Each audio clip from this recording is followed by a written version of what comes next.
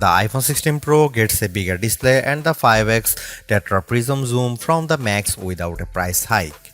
Add in promising Apple Intelligence features, a smarter Siri and longer battery life, and this is a compelling flagship phone value.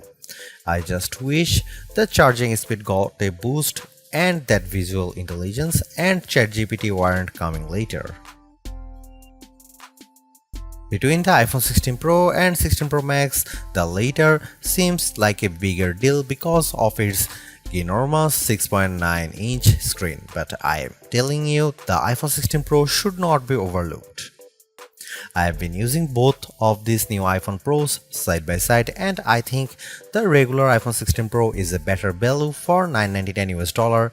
You get a bigger display than last year, the most powerful 5x zoom that used to be a Pro Max exclusive, and an impressive battery life boost based on our testing. Otherwise, the iPhone 16 Pro has all the same goodies as the Pro Max, including the powerful A18 Pro chip, upgraded 48-megapixel ultra-wide camera, and impressive video features like 4K 120fps slow-mo videos and audio mix for zapping background noise. Apple Intelligence features like writing tools and the new Siri are promising based on early testing of the iOS 18.1 developer beta, but that won't officially arrive until October. As you will see in my iPhone 16 Pro review, this is ounce for ounce one of the best phones you can buy and the best iPhone for power users on a budget, even if there's not a truly wow feature yet for Apple Intelligence yet. The iPhone 16 Pro goes on sale September 20 and starts at $999 for 128GB of storage. It's worth noting that the iPhone 16 Pro Max features 256GB of capacity in its base model. The good news is that you can get 256GB of storage for $100 less than the iPhone 16 Pro Max, and you get the same max storage option of 1TB for those willing to really splurge.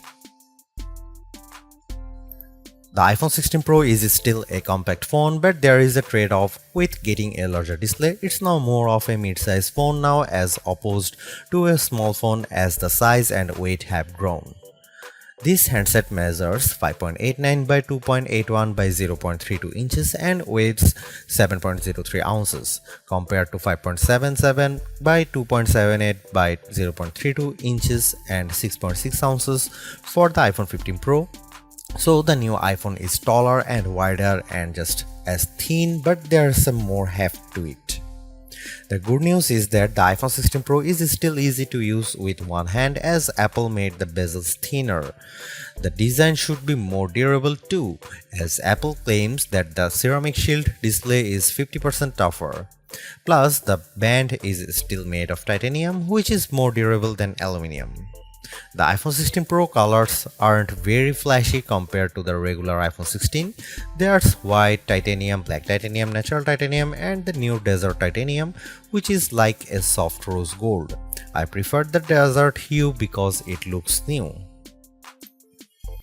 Don't expect much new from the iPhone 16 display. The only real news beyond the size increase to 6.3 inches for this OLED screen is that it can get dimmer. The minimum is now just 1 nit.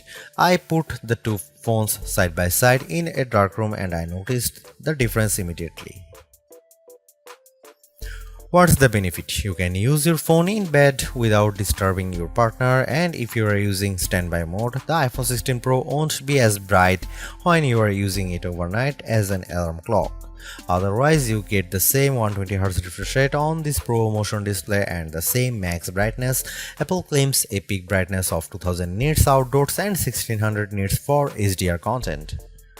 We simulate outdoor conditions with a flashlight and the iPhone 16 Pro reached 1553 nits. That's higher than the Galaxy S24 Ultra but way behind the Google Pixel 9 Pro.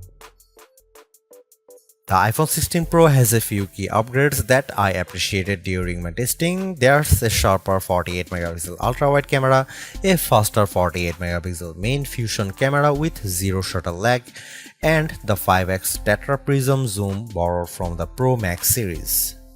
In addition, photographic styles are integrated directly into the camera and Photos app, so you can change skin undertones and the mood effect of your photo on the fly. Plus, you can tweak it after the fact. To test the iPhone 16 Pro's faster performance, I had my son take a photo of me shooting a jump shot side by side with the iPhone 15 Pro, and the result is brighter and more detailed image.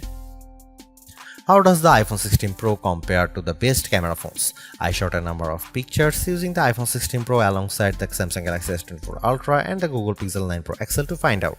I put the ultra-wide camera to the test on the iPhone 16 Pro with this shot of a beach and apple comes out on top. The colors are more natural through the iPhone versus the Galaxy S24 Ultra, and Samsung's peak looks distorted on the right side by the flowers. Here are some camera samples of iPhone 16 Pro.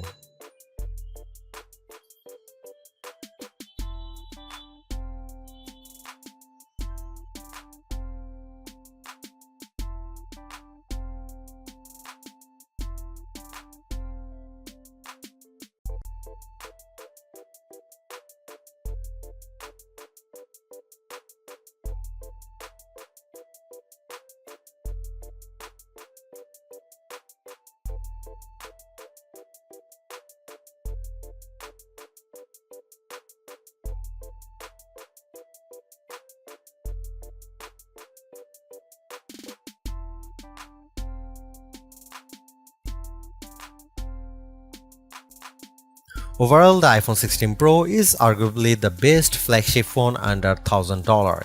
You get the same excellent cameras as the iPhone 16 Pro Max for $200 less, and I think the screen is big enough at 6.3 inches while being easy to use with one hand. I also like the improved battery life, handy camera control, and compelling audio mix feature for videos. The Apple Intelligence capabilities such as writing tools, the new Siri, and cleanup show promise, but some of the more exciting features like ChatGPT integration, image background, and the Google Lens like visual intelligence are coming later. In terms of the competition, I think the Galaxy S24 Plus and Google Pixel 9 Pro have more compelling AI features right now, but I prefer the camera system from the iPhone in many cases and the extra performance from its A18 Pro chip. Should you upgrade to the iPhone 16 Pro? If you have an iPhone 13 Pro or older phone, I'd say yes. And if you have an iPhone 14 Pro, I'd say wait to see how well Apple Intelligence works once it fully rolls out before you buy.